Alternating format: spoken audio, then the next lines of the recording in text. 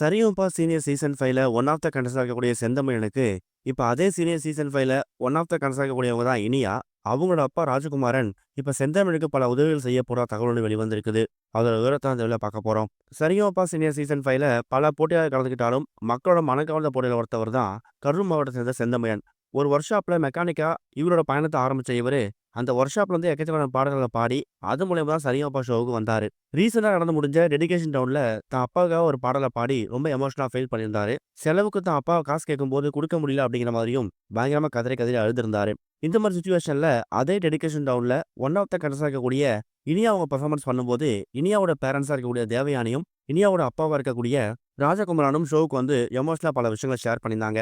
இது எல்லாம் முடிஞ்சதுக்கு அப்புறமா சரிகமபா செந்தமிழன் கிட்ட ராஜகுமாரன் அவர்கள் பர்சனலா உட்காந்து பல விஷயங்கள் பேசியிருக்காரு. உங்களோட ப்ரொமோஸ்லாம் பார்த்திருந்தேன். உங்களோட ஃபேமிலி பேக்ரவுண்ட பத்தி தெரிஞ்சுக்கிட்டேன். உங்க அப்பாவுக்கு என்னதான் பிரச்சனை? உடம்புல எதுவும் பிரச்சனையா?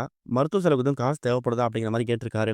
அதுக்கு செந்தமிழனும், இல்ல. நான் வந்து சரியா வேலைக்கு போயிட்டு எல்லாம் சம்பாரிச்சா வந்துட்டுருக்கேன். சில நேரங்கள்ல மாச கடைசில காசு ரொம்ப டைட்டா இருக்கும். அந்த நேரத்துல அப்பா செலவு காசு கேட்கும்போது, வச்சுக்கிட்டு குடுக்காம இருக்கிறது வேற. கையில காசு இல்லாம குடுக்குறது ரொம்ப கஷ்டமா இருக்குங்கிற மாரியும் ரொம்ப எமோஷனலா ஷேர் பண்ணியிருக்காராம். அந்த இடத்துல ராஜகுமாரன், அதாவது இனியாவோட அப்பா என்ன பண்ணியிருக்காருன்னா, உங்களுக்கு எந்த நேரத்துல என்ன உதவி தேவைப்பட்டாலும் என்ன கூப்பிடுங்க. நான் உதவி செய்யறதுக்கு தயாரா இருக்கேன். நீங்க அத பத்தி பயப்பட தேவையில்ல. என்னைக்காவது ஒரு நாள் என்னோட உதவி உங்களுக்கு தேவைப்படலாம். சினிமா இண்டஸ்ட்ரியில எக்கச்சக்கமான பிரபலங்களும், இசையமைப்பாளர்களும் எனக்கு ஃப்ரெண்டா இருக்காங்க. கண்டிப்பா அவங்களுக்கு என் மூலியமா ஏதாவது ஒரு வாய்ப்பு வாங்கி தர்றதுக்கு முயற்சி பண்றேன். அதே மாரி உங்க குடும்பத்த ரன் பண்றதுக்கு தேவையான பொருட்களையும் என்னால வாங்க முடிஞ்ச அளவு வாங்கி குடுக்குறேன். எத பத்தி போட்டு மனச குழப்பிக்காம, பாட்டுல மட்டுமே கான்சன்ட்ரேட் பண்ணுங்க.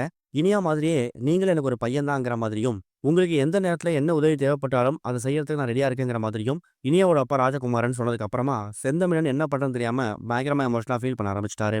இது ஒரு பக்கம் இருக்க, தமிழ் சினிமால ஒரு பிரபலமான இயக்குனரா வலம் வரக்கூடியவர் தான் இயக்குனர் சங்கர். இவர் இயக்கத்துல கடைசியா வெளிவந்த இந்தியன் 2, கேம் சேஞ்சர் இந்த மாரி படங்கள்லாம் பெருசா வெற்றி பெறல.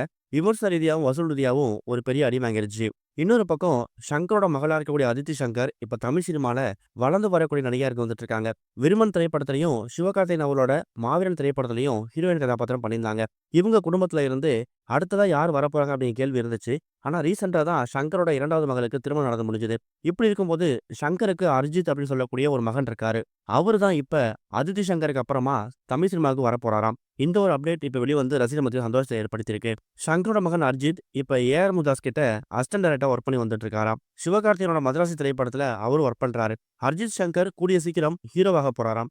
அட்லியோட உதவியாளரா இருந்தவர் தான் இந்த படத்தை இயக்க போறாராம். கூடிய சீக்கிரம் இந்த படத்துக்கான ஷூட்டிங் ஆரம்பிக்க போகுது அப்படிங்கிற மாதிரியும், அதுக்கான அபிஷியல் அப்டேட் கூடிய சீக்கிரம் வெளிவரும் அப்படிங்கிற மாதிரியும் ரசிகர்கள் எதிர்பார்த்து காத்துட்டு இருக்காங்க. இதுவரைக்கும் கனெக்டிங் டிவிக்கு சப்ஸ்கிரைப் பண்ணனா மறக்காம சப்ஸ்கிரைப் பண்ணிக்கங்க. உடனடி அப்டேட்ஸ் பெறுவதற்கு நோட்டிஃபிகேஷன் பெல்லையும் கிளிக் பண்ணிக்கங்க.